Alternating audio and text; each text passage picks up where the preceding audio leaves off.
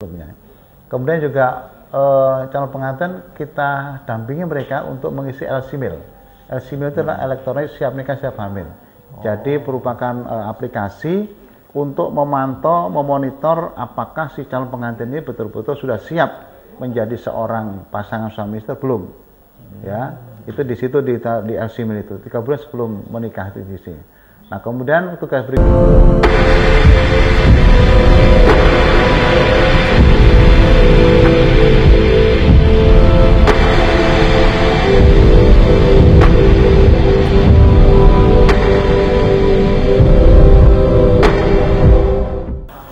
Pemirsa Pantau Lampung, kali ini kita berada di kantor BKKBN Provinsi Lampung.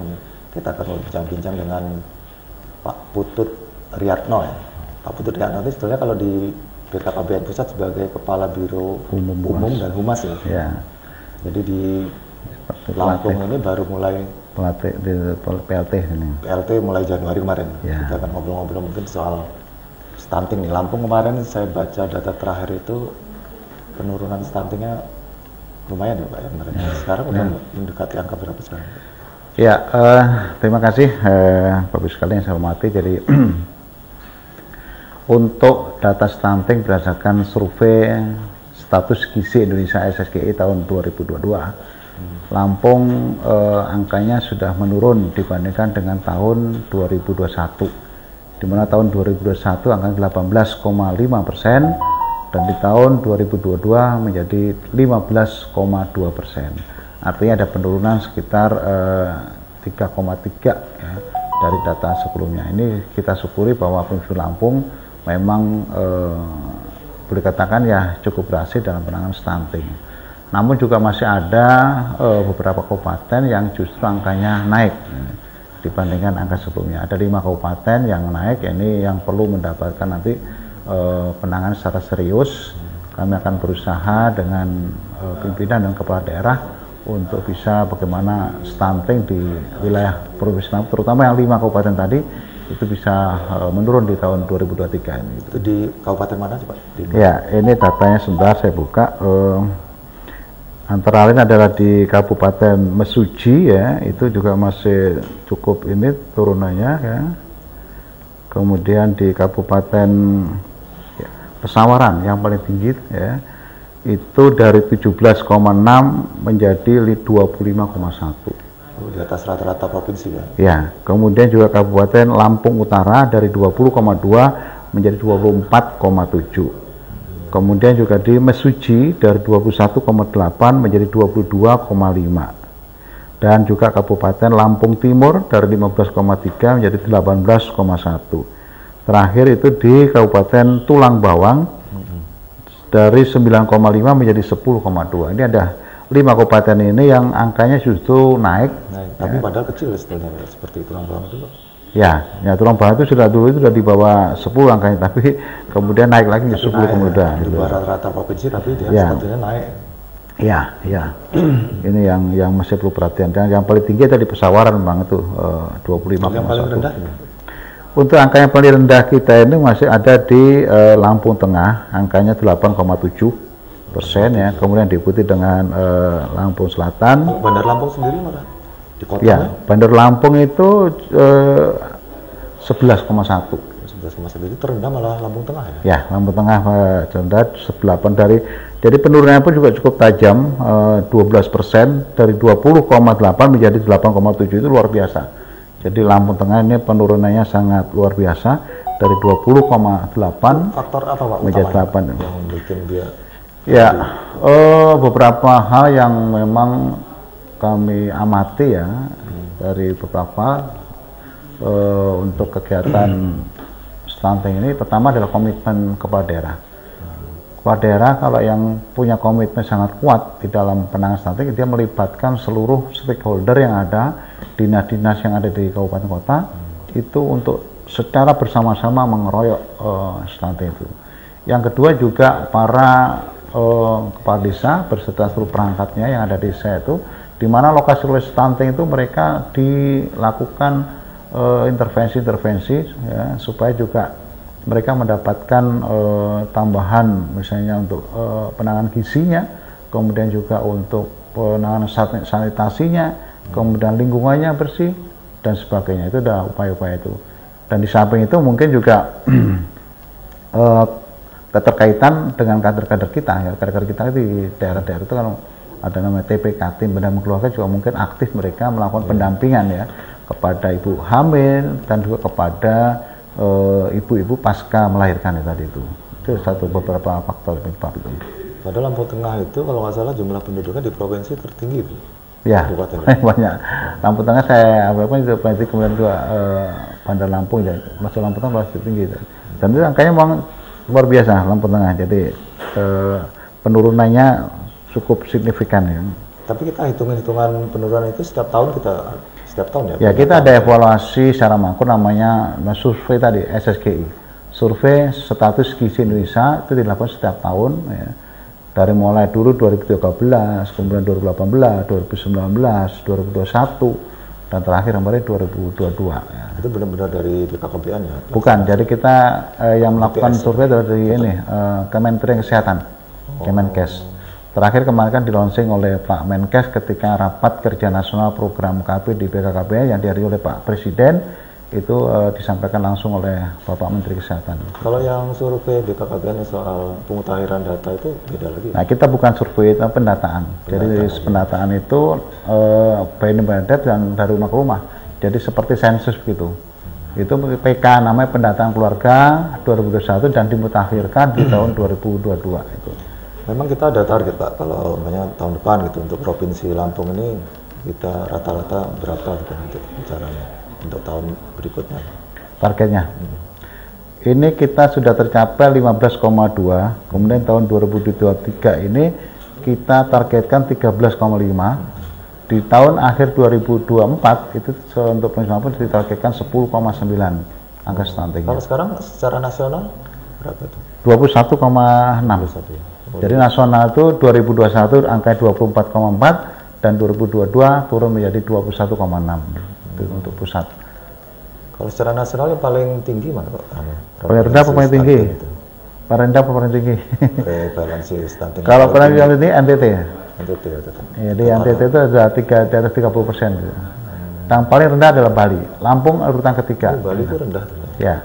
Bali itu sudah di bawah 10 ya, angkanya 8, sekian, kemudian diikuti DKI Jakarta dan juga kemudian Lampung. Di Lampung kalau di Lampung kan 15, ya sekarang ya. Akan kita turunkan sekitar 13 ya. Upaya apa Pak yang sekarang dilakukan gencar-gencar di Provinsi Lampung? Ya tadi itu, jadi kita tetap menggalang komitmen kerjasama dengan pimpinan daerah, karena biar bagaimanapun pimpinan kedua daerah kan punya kewenangan, punya power untuk bisa menggerakkan tenaga ataupun SKPD sebagai pembantunya di wilayah masing-masing. Yang kedua, kita juga melibatkan tidak hanya unsur pemerintah ya, tapi juga unsur swasta seperti CSR, kemudian perusahaan-perusahaan yang mereka peduli dengan masalah-masalah kesehatan ibu dan anak ini, untuk bisa membantu mereka dalam hal kegiatan mungkin CSR-nya untuk bisa dijadikan sebagai bapak asuh ataupun memberikan makanan tambahan kepada keluarga-keluarga yang memang dikategorikan stunting tadi. Kemudian juga berikutnya kita upayakan adalah mengaktifkan kembali TPPS. TPPS, tim percepatan penurunan stunting, baik itu provinsi, kabupaten kota, kecamatan sampai ke tingkat desa. Itu kita coba efektifkan, dan kemarin saya sudah menghadiri rapat koordinasi TPPS di tingkat Kabupaten Pringsewu. Dan luar biasa, Pringsewu ini pimpinan daerahnya sangat komit, termasuk didukung dengan para SKPD yang di sana itu sangat komit, dan juga mereka sangat sinergis ya dalam menggerakkan masyarakat untuk bisa menangani stunting ini. Kalau soal itu yang saya dengar itu, nah soal tim pendamping ya, pendamping itu apa kita tambah tim pendamping atau diefektifkan aja kalau sekarang? Kita di Lampung ini ada 6.098 tim pendamping. Jadi kalau dikalikan 3 itu 18.000 sekian ya. Karena satu pendamping itu ada 3 orang, yang meliputi bidan, kemudian kader PKK dan juga kader KB. Satu tim itu. Satu tim itu menanganinya per wilayah atau gimana? Ya, itu adanya di desa, dan di rata-rata di setiap desa ada 2 tim rata-rata satu Jadi desa dua tim. Jadi jumlah penduduknya, kalau penduduknya masih sekitar 1000-an ya satu tim. Kalau sudah 2000 ke atas itu kita taruh 2 tim di satu desa itu. Tapi Nah, itu bentukan dari BKKBN. BKKBN ya. Kita yang membentuk dan menggaji mereka ataupun melalui kita berikan mereka uang operasional, bukan gaji sebenarnya. Ada operasional tiap bulan mereka untuk bisa bekerja. Dan itu yang tugasnya adalah mendampingi pertama calon pengantin. Jadi 3 bulan menjelang pernikahan, calon pengantin harus didampingi mereka supaya mereka memeriksakan diri itu tentang HB-nya, kemudian tentang lingkar atasnya, tentang tensi dan sebagainya. Itu diperiksakan 3 bulan sebelumnya. Kemudian juga calon pengantin kita dampingi mereka untuk mengisi LC-Mil. LC-Mil itu adalah elektronik siap nikah siap hamil. Jadi merupakan aplikasi untuk memantau, memonitor apakah si calon pengantin ini betul-betul sudah siap menjadi seorang pasangan suami istri belum. Ya, itu di situ di LC-Mil itu 3 bulan sebelum menikah itu di sini. Nah, kemudian tugas berikutnya dari tim TPK tadi adalah ketika hamil ya, mereka harus didampingi ya, supaya mereka memeriksakan diri ke fasilitas kesehatan minimal 6 kali selama kehamilannya. Kemudian diberikan asupan gizi yang cukup. Kemudian kepada ibu tadi juga sampai memeriksakan juga mereka diberikan semacam pengetahuan lah kira-kira bagaimana merawat bayinya. Termasuk persiapan untuk nanti ketika sudah melahirkan itu harus divaskes dan KB apa yang harus digunakan itu sudah ada persiapan. Kemudian yang ketiga adalah ketika pasca persalinan, dari mulai bayi umur 0 sampai 6 bulan kita harapkan ibu memberikan ASI eksklusif, dan sampai dengan umur 2 tahun itu ASI tetap diberikan dan kemudian diberikan tambahan. Itu tugas tim pendamping tadi. Jadi itu memang di situ sebenarnya monitoring untuk anak itu apakah mereka nanti stunting atau tidak stunting itu ketika di saat-saat itu. Itu macam. Tapi kalau tim pendamping itu untuk mengetahui siapa nih yang mau menikah itu dari mana Pak mereka udah dapat? Kalau namanya orang desa mesti tahu kan. Dia kan orang desa itu, bukan orang luar. Jadi besok misalnya seminggu atau 2 minggu berikutnya mau tangting itu mau menikah, pasti dari Pak RT-nya, Pak Lurahnya atau Pak Desa mesti tahu karena dia orang situ, tinggalnya di situ. Kawah kan kadang-kadang itu ada yang nikahnya mendadak. Ya, kalau mendadak itu urusan mereka lah, itu kan ada hal-hal yang insidental bisa begitu. Itu yang. Kalau kita seleksi tim pendamping itu dari mana? Dari tetap kita juga? Ya, kita usulan dari bawah. Dari usulan itu tetap, kita kriterianya kan memang 3 tadi, ada kader PKK, ada bidan, ada juga kader KB. Jadi nggak mesti kaitannya PNS atau bukan, ASN enggak. Pokoknya bidan, kalau nggak ada bidan, itulah tenaga kesehatan lainnya. Yang ada di kampung. Kalau di desa itu misalnya tidak ada bidan, tenaga kesehatan lainnya. Kader PKK juga ada, istilahnya Pak Kades masih PKK kan. Kemudian kader KB itu adalah kader KB kita, apakah PPKBD, PPKBD atau kader-kader kelompok kegiatan lainnya itu kader posyandu bisa juga di situ. Dan itu orang-orang di sekitar situ, maka dia tahu siapa yang hamil, siapa yang mau menikah, itu mesti tahu di situ. Terus kalau yang kegiatan Bapak Asuh itu sistemnya gimana? Nah, Bapak Asuh itu adalah gagasan dari Pak Kepala BKKBN Pak Asto, bahwa karena memang kita itu ini baru, Pak, ya baru 2022 kemarin kan. Itu ketika launchingnya kemarin itu di Jogja, Pak Kasat Kepala Staf Angkatan Darat Pak Dudung itu dinobatkan ataupun dikukuh sebagai Bapak Asuh Stunting tingkat nasional beliau. Itu di Sleman di Yogyakarta. Nah, kemudian diikuti oleh para panglima daerah, pangdam dan juga para kodim di seluruh Indonesia untuk bisa. Nah, kemudian diikuti lagi oleh kepala daerah. Ada bupati, wali kota, gubernur, ada juga istri bupati, istri wali kota dan sebagainya itu mengikuti Bapak Asuh. Konsepnya adalah karena memang berdasarkan penelitian dari kesehatan bahwa seseorang itu memang ketika lahir misalnya dalam kondisi yang tidak baik-baik saja ya, maka segera diberikan asupan gizi yang cukup ya. Itu sekarang itu bukan lagi kayak dulu misalnya diberikan susu dengan biskuit, tidak. Tetapi diberikan makanan yang berupa protein hewani. Protein hewani itu ya seperti telur, misalkan, kemudian ikan itu dan sebagainya. Nah, ketika umur bayi sampai dengan 2 tahun, kalau misalnya keluarga yang tadi misalnya katakanlah keluarga tidak mampu, maka disitulah sebenarnya peran dari Bapak Asuh tadi untuk bisa membantu keluarga. Minimal adalah selama 6 bulan. Jadi selama 6 bulan di mana setiap harinya itu diperkirakan 15.000 ya, itu cukup untuk memberikan gizi kepada si ibu tadi dan bayinya.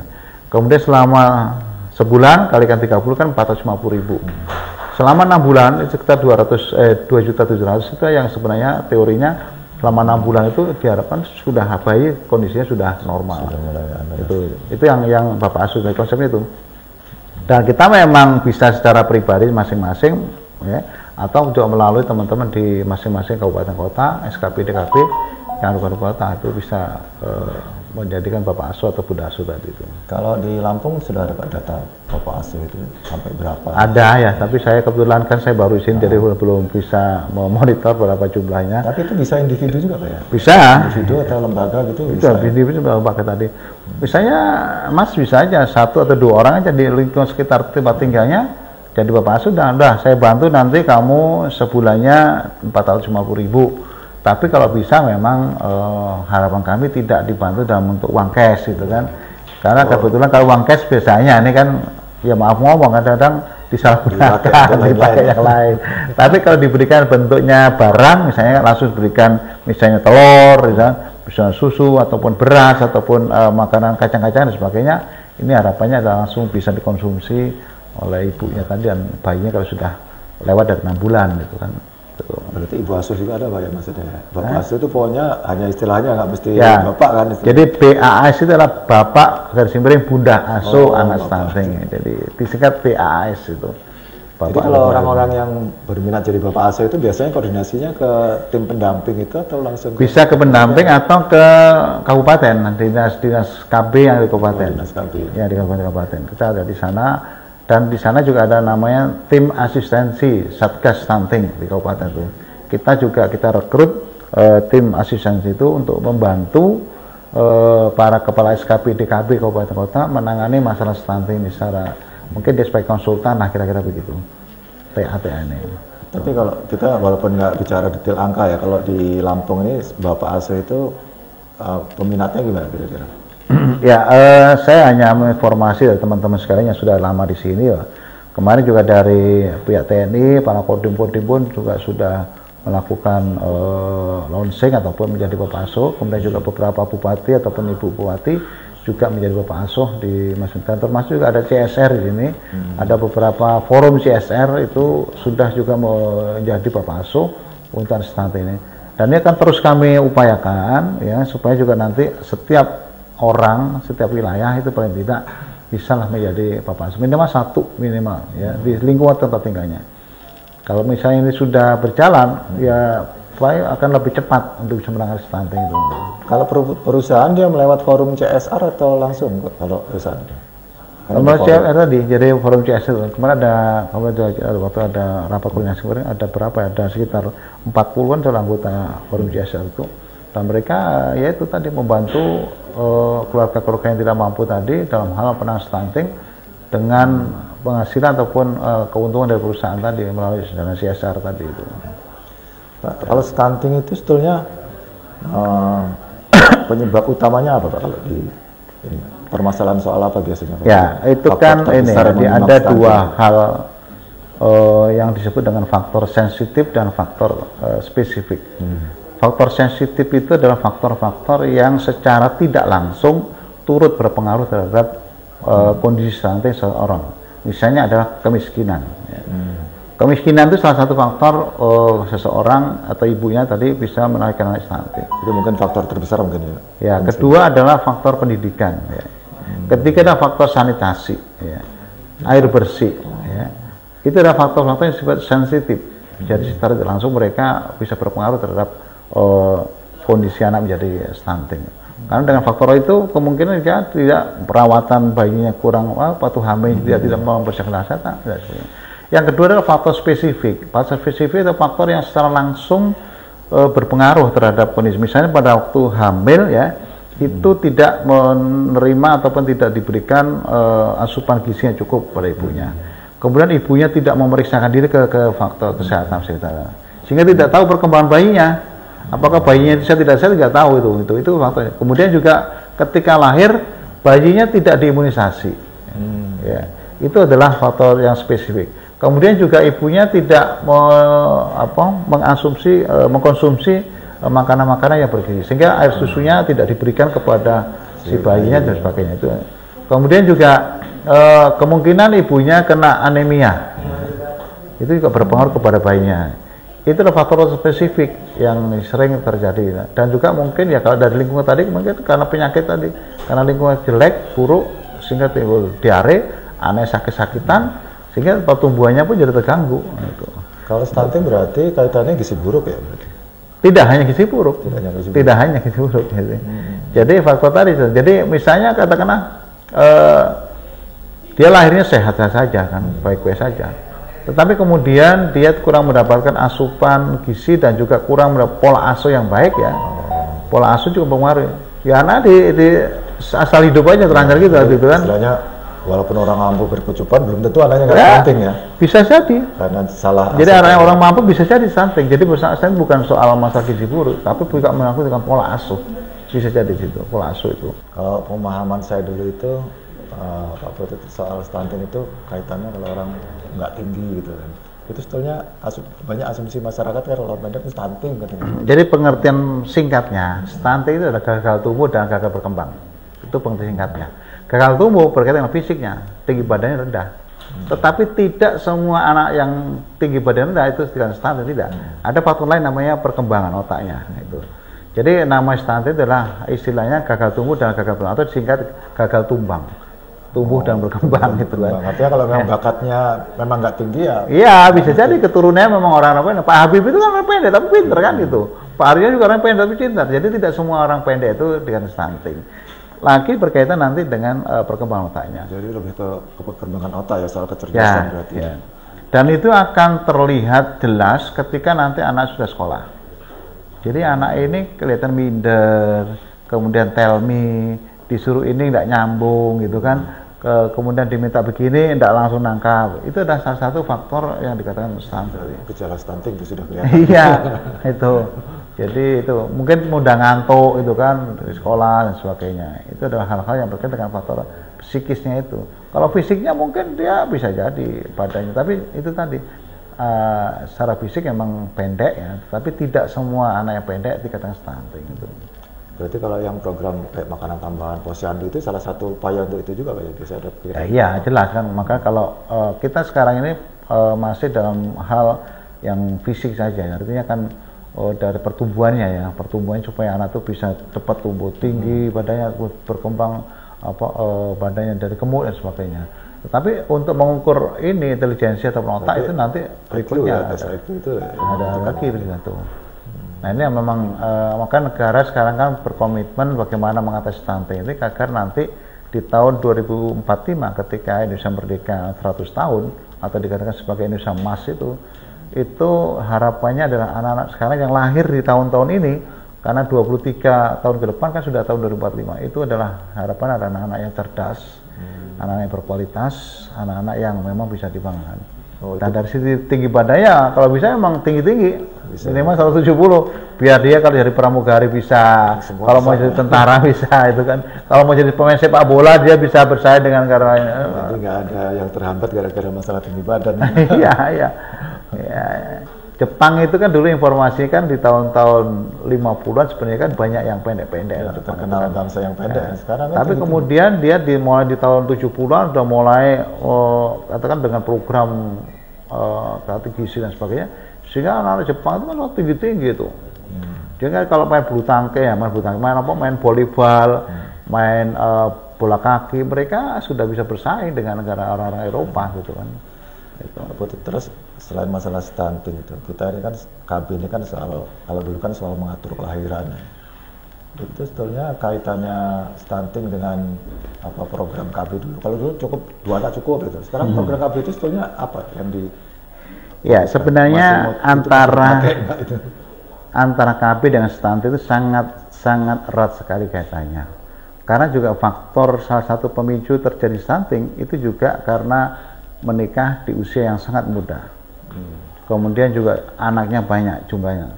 Jarak kelahirannya pun juga terlalu dekat. Ya. Itu adalah faktor-faktor yang menjadi juga secara alamiah akan berpengaruh terhadap kondisi stunting si anak. Oleh karena itu juga masalah dengan KB ya.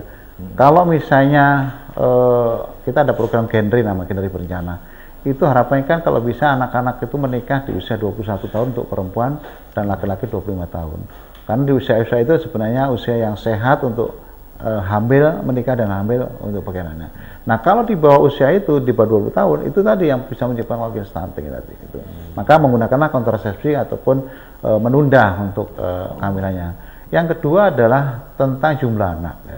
Jumlah anak yang terlalu banyak itu juga berpengaruh terhadap pola asuh kepada si bayi dan anak-anak itu ke depan, sehingga itu dimungkinkan juga bisa stunting. Dan terlalu dekat jarak kelahirannya. Jadi terlalu dekat itu adalah kurang dari 2 tahun. Misalnya 1 tahun yang anaknya belum bisa mandiri, misalnya tahu-tahu ibunya sudah hamil lagi, sudah melahirkan lagi. Ini juga berpengaruh terhadap kondisi anak tersebut ketika dia lahir. Dari sisi pola asuhnya mereka barangkali juga kurang mendapatkan pengasuhan yang maksimal dari orang tuanya karena sudah ada adiknya, sementara kakaknya belum bisa mandiri, adiknya sudah ada. Ini kaitannya dengan, oleh karena itu untuk mengatur ini perlu ber-KB tadi, perlu dijarangkan, perlu diatur. Secara ideal melahirkan itu kan antara 3 sampai 5 tahun. Itu makanya jarak dari ya anak pertama ke anak kedua itu harapannya dari antara 3 sampai 5 tahun. Itu juga ada peluang dan kesempatan bagi ibunya untuk merawat kesehatannya dan bagi anak pertama itu sudah bisa mandiri. Paling tidak dia makan bisa sendiri, misalkan mandi bisa sendiri, pakai baju sendiri, itu yang harapannya. Jika kalau punya adik, masih lagi kan. Nah itu susahnya. Yang anaknya satu belum bisa jalan secara normal, sudah hamil lagi. Anaknya kemudian yang ini lahir, yang ini baru mulai bisa jalan. Itu jangan sampai. Bahkan dulu kami juga diajarkan supaya memberikan penyuluhan, jangan sampai ada 2 balita di dalam satu keluarga. Cukup 1 saja balita. Jadi artinya kan yang anak pertama, anunya mungkin di 6 tahun, 7 tahun baru punya adik itu. Itu harapannya dulu gitu. Nah, kalau ada 1 punya balita kan itu tadi repotnya itu. Gitu. Jadi kayak kelinci rame-rame gitu. Nah iya. Tapi imbauan kita masih ada ya, 2 anak atau berapa gitu. Ya tetap pelayanan KB kita laksanakan terus, jalan kita terus ada. Jadi itu salah satu karena keterkaitan program tadi tetap jalan itu. Stunting itu kan istilahnya dampak, efek dari ketika KB berhasil, insya Allah tidak ada stunting. Ya. Artinya berhasil kemana? Pertama tadi ketika mau menikah direncanakan, ya. Umurnya tidak kurang dari 21 untuk perempuan, ya. Itu direncanakan. Itu yang program KB. Kemudian ketika hamil, misalkan itu diatur jaraknya, ya. Diatur jaraknya menggunakan kontrasepsi dan sebagainya. Ketika nanti sudah cukup anaknya, ya kalau bisa kok KB-nya KB yang mantap. Itu adalah upaya-upaya itu. Dan kalau KB yang berhasil, insya Allah stunting pun juga akan berhasil. Itu kaitannya di situ. Pak Putut ini kan mungkin udah banyak di lapangan dan dulu alumni mana Pak Putut? Saya kalau perguruan tinggi dari UGM yang S2 saya, tapi saya memulai karir saya di Provinsi Jambi dulu. Jambi, jadi tamat kuliah langsung ke Jambi? Enggak, saya kuliah S1 di Jambi. Oh, kuliah S1 di ya, Jambi. Tapi sudah di KB itu? Belum. Sudah di BKKB? Belum. Saya banyak dulu profesi, pernah juga jadi agen asuransi, pernah jadi guru, pernah juga jadi pengamen saya dulu. Kelahiran Jawa ya? Ya, saya dari Jawa Timur, Pasuruan. Jawa Timur. Kalau di tugas di Indonesia ini paling jauh di mana? Saya tugas di Maluku Utara paling jauh. Itu tahun 2016 sampai 2020. Itu daerah kepulauan kalau Maluku Utara? Ya, Maluku Utara itu informasi ada sekitar 800 pulau. Tapi yang dihuni sekitar mungkin hanya 120 atau 30 pulau yang dihuni manusia. Jadi, kalau kendala terbesar kalau seperti di daerah itu apa itu Pak biasa? Ya kita kapal dari pulau ke pulau naik kapal. Misalnya ke Kabupaten Halmahera Selatan, itu dari Ternate itu naik kapal laut semalam, berangkat jam 8 malam sampai besok pagi subuh. Ada kabupaten yang paling jauh di Maluku Utara nama Kabupaten Kepulauan Taliabu, itu dari Ternate naik kapal sana 2 hari 2 malam. Jadi itu luar biasa tuh. Di sana Pak Putri masih apa di kepala perwakilan saya. Perwakilan. Ya. Jadi di sana juga ya ikut sama para penyuluh ke lokasi. Iya, saya pembinaan langsung ke desa saya juga, ke kabupaten-kabupaten di sana saya ketemu dengan kader, ketemu dengan PLKB, ketemu dengan bidan, ketemu dengan siapa saja di lapangan tuh. Sampai berapa lama di Maluku? 3 tahun 1 bulan saya di sana. Dari Jambi itu ya langsung ke Maluku? Sebelum itu di Kalimantan dulu saya. Dari Jambi Kalimantan Utara dulu, dari Kalimantan Utara baru ke Maluku Utara. Tuh. Kalau medan terberat yang selama ini pernah dialami ya mungkin di Maluku itu mungkin. Ya, memang Maluku Utara itu daerah kepulauan itu memang sangat berat dan biaya kos itu memang tinggi mahal. Jadi kalau kita mau satu speedboat itu sekali jalan itu bisa sampai 7-8 juta. Itu. Jadi kalau misalnya kita kegiatan misalnya timbal baliknya tidak sesuai itu kadang-kadang kita berpikirnya rugi amat gitu kan. Jadi karena itu ketika turun menggunakan speedboat itu dengan charteran sekian puluh juta tadi harus mendapatkan asetor yang cukup lumayan banyak gitu. Itu harus kita lakukan. Nginap juga mungkin di sana. Enggak pernah ya? Enggak, jadi nginapnya sih ada sih, pernah juga nginap, tapi ya di penginapan-penginapan yang itulah di kampung-kampung itu. Aja tuh tinggal juga di rumah kepala desa kadang-kadang itu kan rumah kader. Kalau di Kalimantan masalah transportasi masih kendala juga gitu.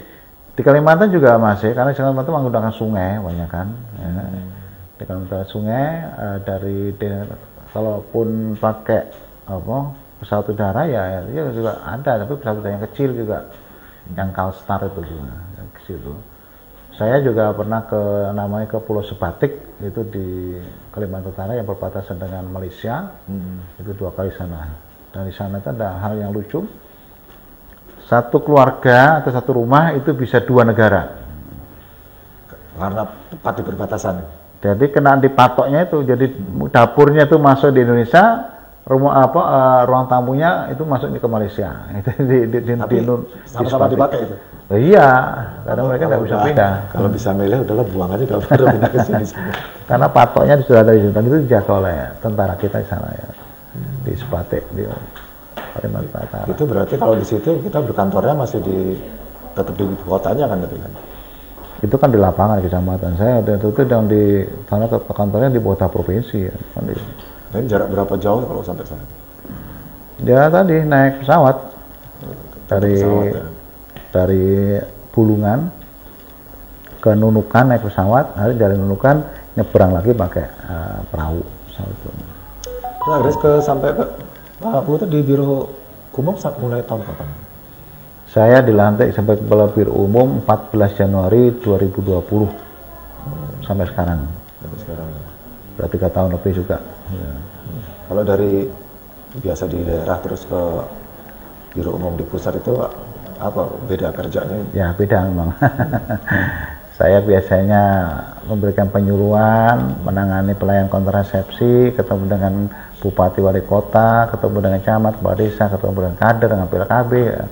Tapi di pusat dari Biro Umum ya menangani masalah-masalah yang terkait dengan kerumah tanggaan, kemudian sarana-prasarana, kemudian pemeliharaan gedung, kemudian tentang kebersihan, tentang protokoler itu ya menangani itu yang. Tapi kalau di bidang kehumasan itu kan kaitannya banyak dengan penyuluhan juga kan artinya kan?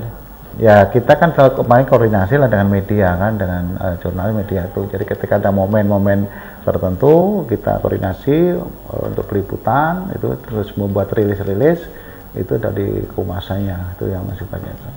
Jadi di pusat itu saya di Biro Umum dan Humas itu fungsi atau tugasnya itu banyak.